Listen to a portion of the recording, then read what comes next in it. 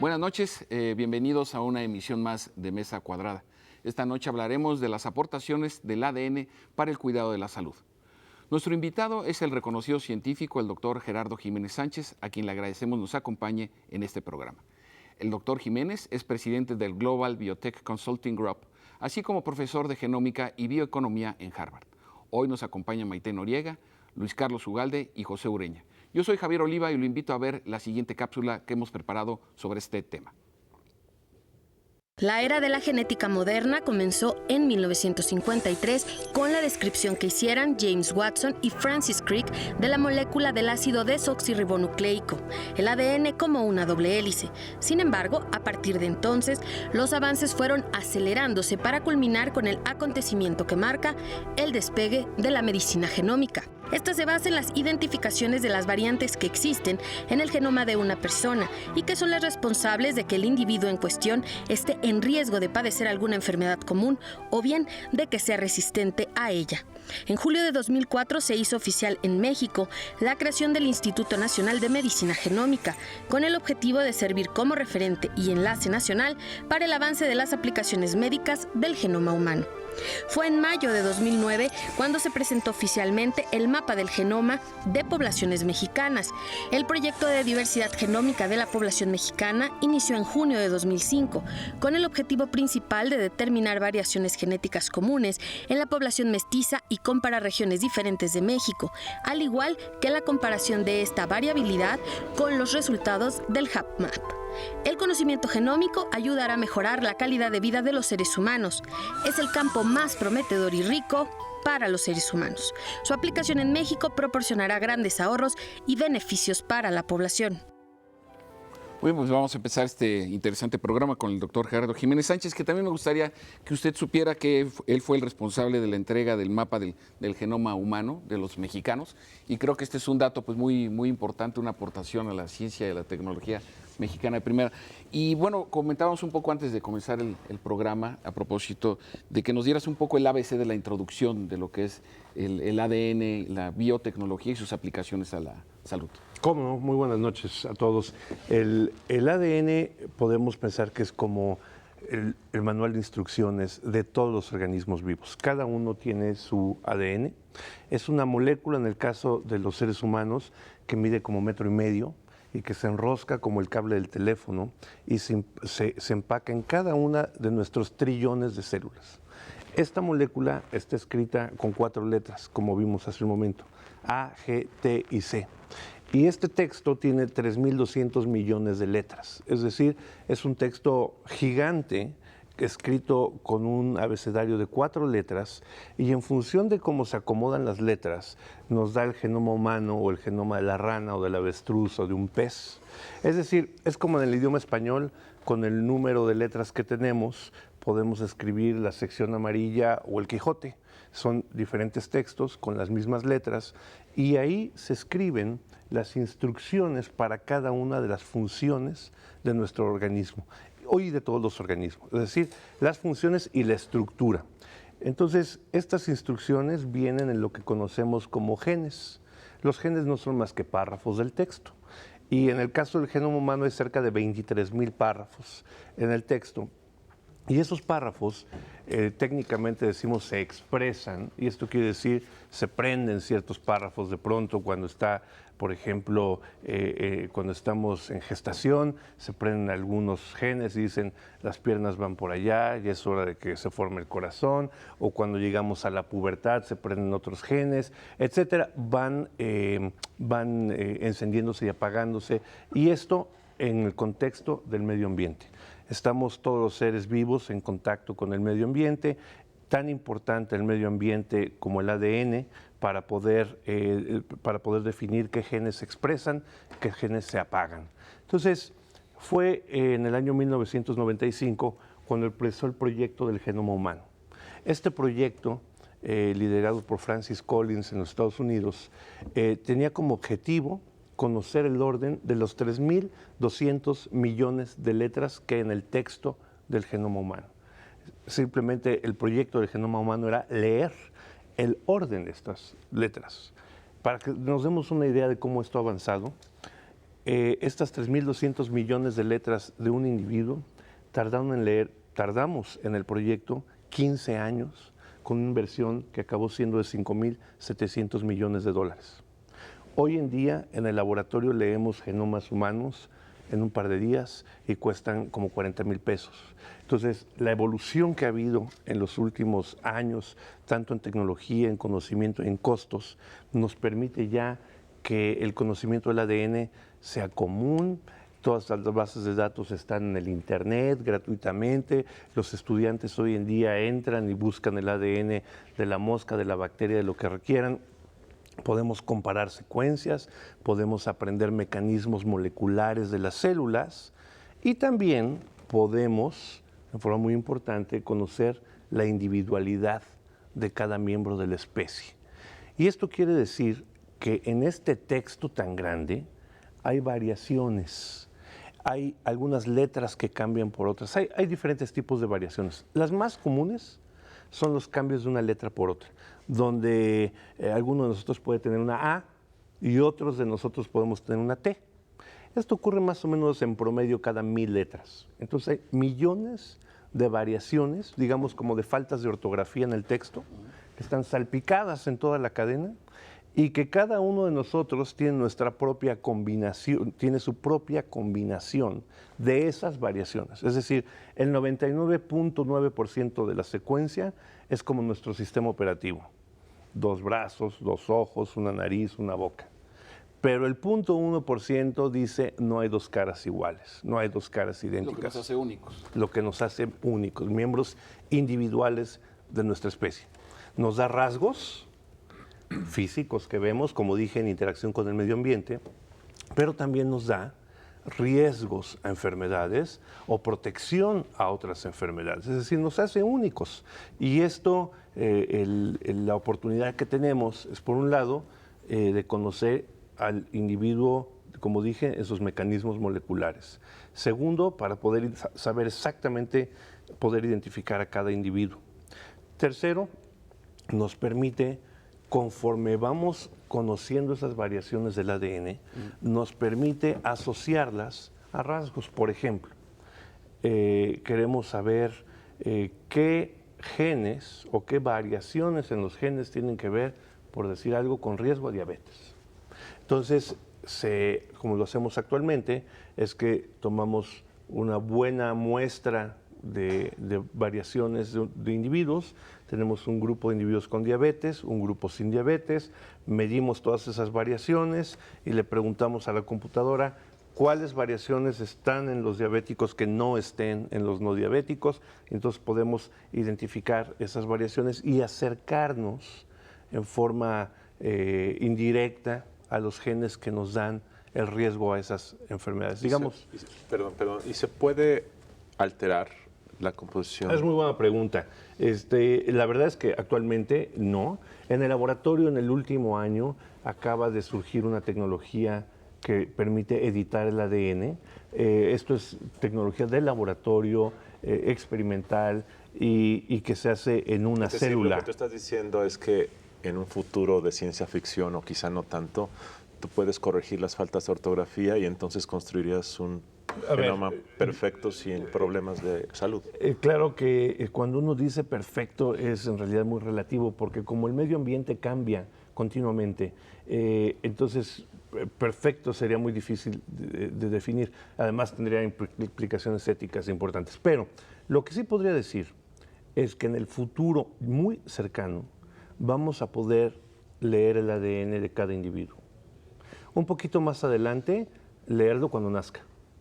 Un poquito más adelante, no mucho, vamos a poder hacer recomendaciones de estilo de vida, que ya se empiezan a hacer, para prevenir o retrasar la presencia de enfermedades. Cambiar el ADN, además de que técnicamente es imposible entrar a tus trillones de células y éticamente tiene retos muy importantes entrar a las células germinales para generar un individuo tal. Y estamos hablando de que podría haber algún cambio, como lo que se llama la terapia génica. Gerardo, pero cambiar todos es difícil. Me estamos mandando a corte y regresamos con este mismo tema. Muchas gracias. Estamos tratando el tema del ADN.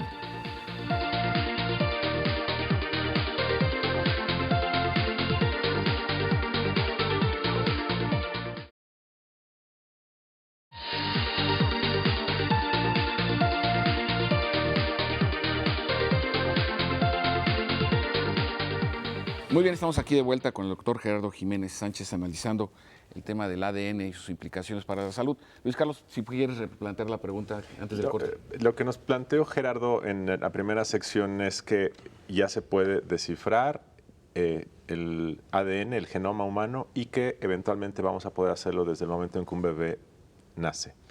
Y que con base en eso podemos recetar buenos estilos de vida con base en ese código, ¿correcto? Correcto. Ahora, la pregunta es si después puedes entrar y editar las faltas de ortografía, y estabas platicándonos eso. Yo diría, en términos iniciales, actualmente y en los próximos años, la respuesta es no.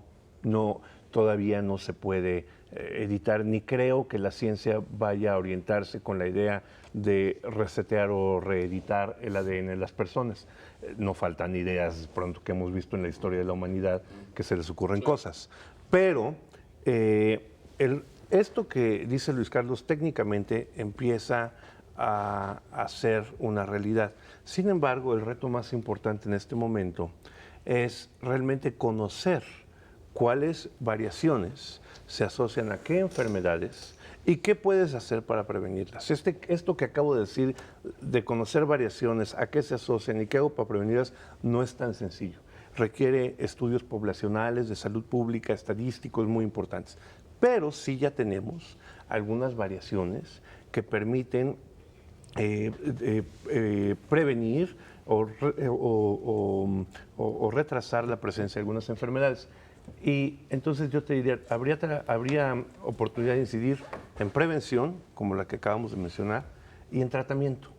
La del tratamiento, curiosamente, es donde empieza a haber mayores oportunidades, porque como dije, el individuo es la interacción entre su ADN y el medio ambiente.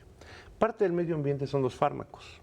O sea, el medio ambiente es todo lo que no es genómico, lo que comemos, a lo que nos exponemos, lo que nos untamos, todo esto que hay alrededor es el medio ambiente. Entonces, ya se han identificado algunas letras del ADN que predicen con enorme precisión cómo vamos a responder a un fármaco. Y estoy hablando de los fármacos del colesterol, que en un gran número de individuos generan daño muscular.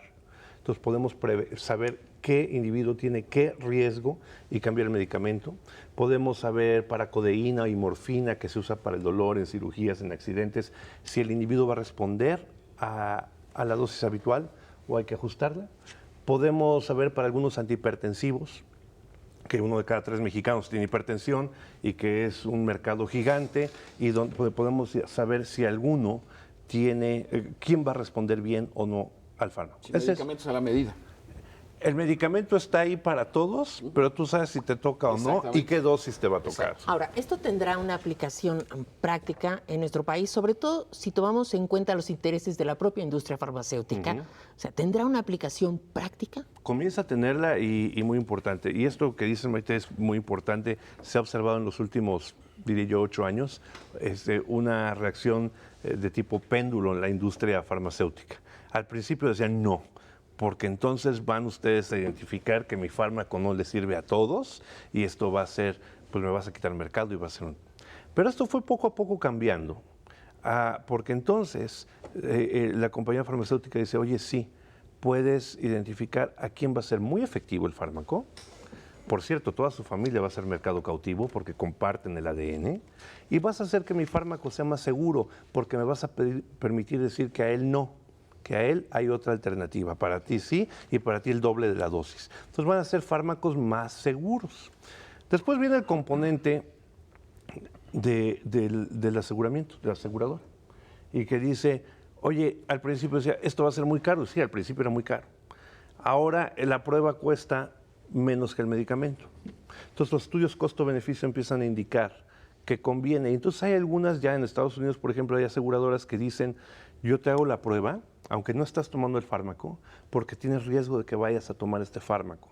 Te lo hago siempre y cuando te comprometas a que vamos a poner esto en tu expediente y si tú llegas a necesitar este fármaco, yo lo pago por anticipado el estudio, porque los efectos adversos de muchos fármacos, estamos acostumbrados a ver rash o estreñimiento como efectos adversos. No, hay efectos adversos que te pueden poner en la terapia intensiva, claro. Puedes perder un riñón, etc.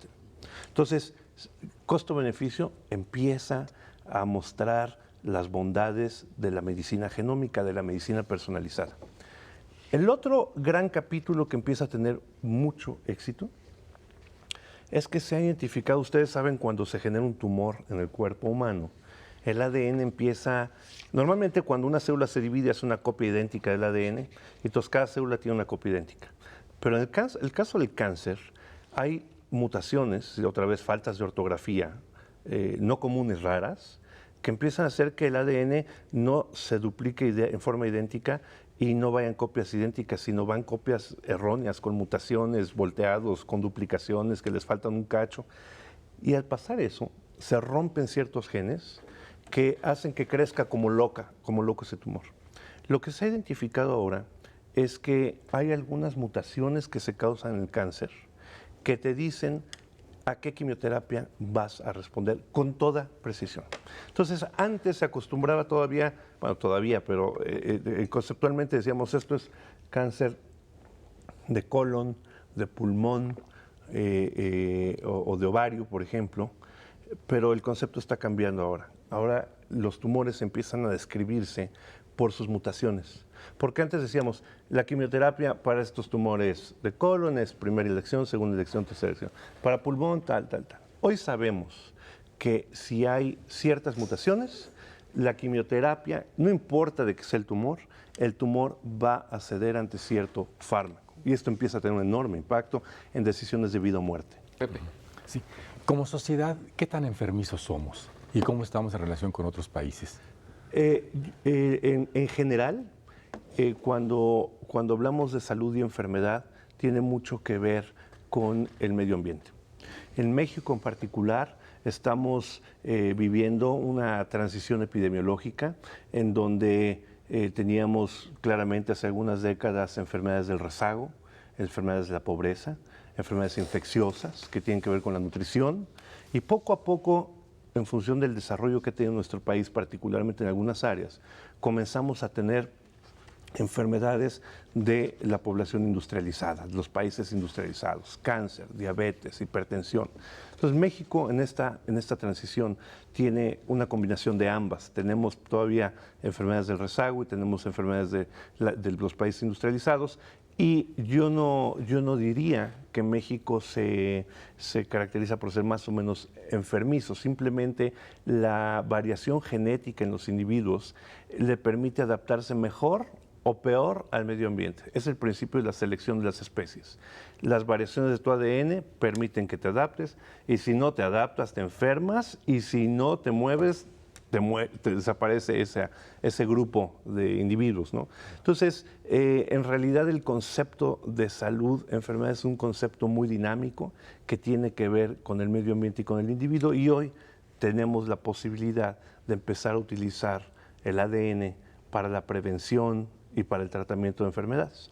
Entonces, esto que hace 10 años se veía como esotérico, como de los países más ricos, empieza a ser una realidad.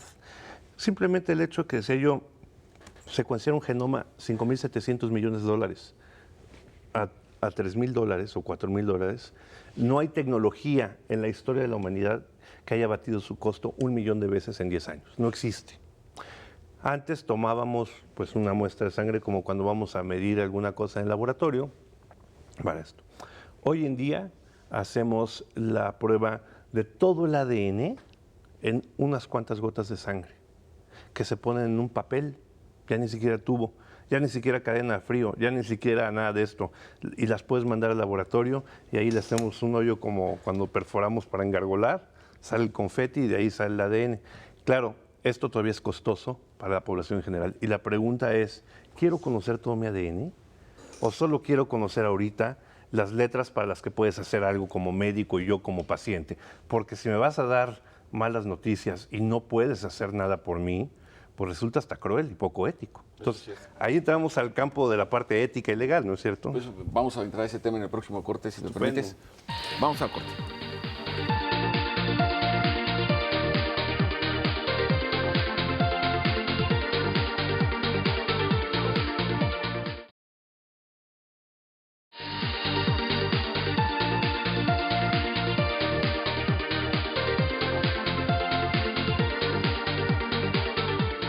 Bueno, estábamos con una intervención que había hecho Pepe Ureña respecto de si los mexicanos éramos o no, comparativamente hablando, más enfermizos, y tú te interrumpí en el proceso de la respuesta. No, decía yo que cada grupo tiene sus propias fortalezas y sus propias debilidades ante el medio ambiente que se refleja en la forma de la enfermedad humana. Y decía que hoy que empezamos a conocer estas letras del ADN, que nos dan riesgo a algunas enfermedades y resistencia a otras, buena respuesta a ciertos fármacos, mala respuesta a otras, nos permite dosificar con toda precisión algunos fármacos. Surge la pregunta de, bueno, y una vez que, ¿quién va a conocer la información de mi ADN? ¿Quién tiene derecho a conocer mi información, mis variaciones de ADN? ¿Mi patrón? Sí, ¿Mi familia? ¿El gobierno? ¿Mi aseguradora? ¿En la escuela? ¿Quién tiene derecho a conocer mi información y qué uso se le puede dar a esa información?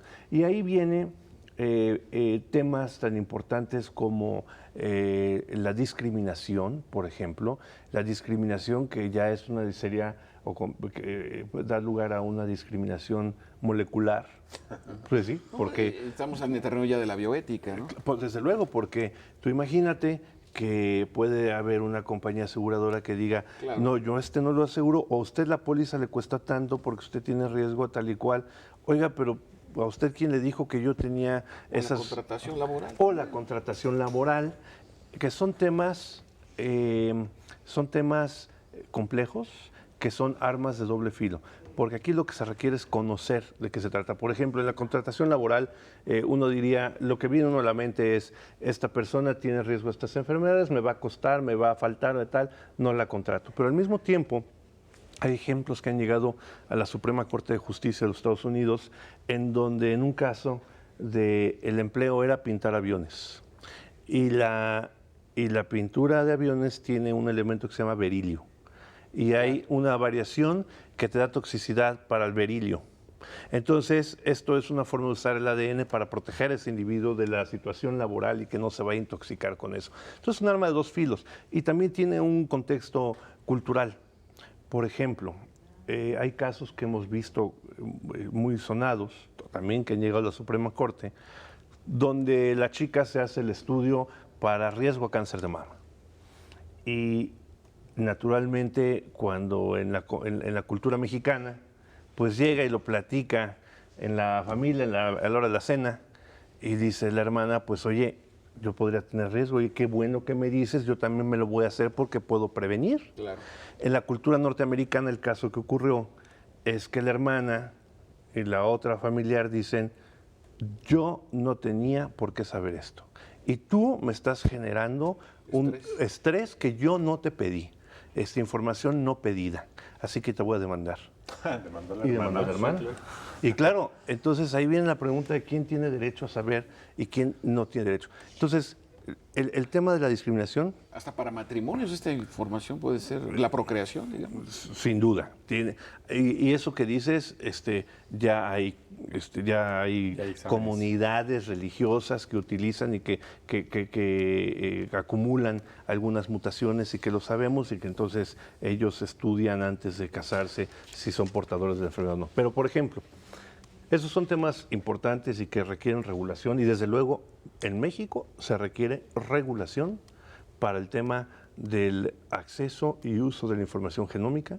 En Estados Unidos existe la ley GINA, que es la ley que protege contra la discriminación en seguros de gastos médicos por el conocimiento del ADN. En México solamente existe el principio general de la no discriminación.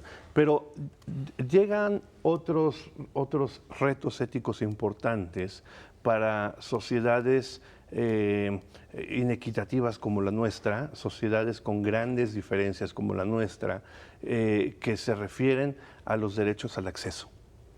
¿Quién tiene derecho, quién tiene acceso a los estudios de ADN para el cuidado de enfermedades tan comunes como mencionábamos hace un rato, hipertensión o diabetes, si se desarrollan estas pruebas?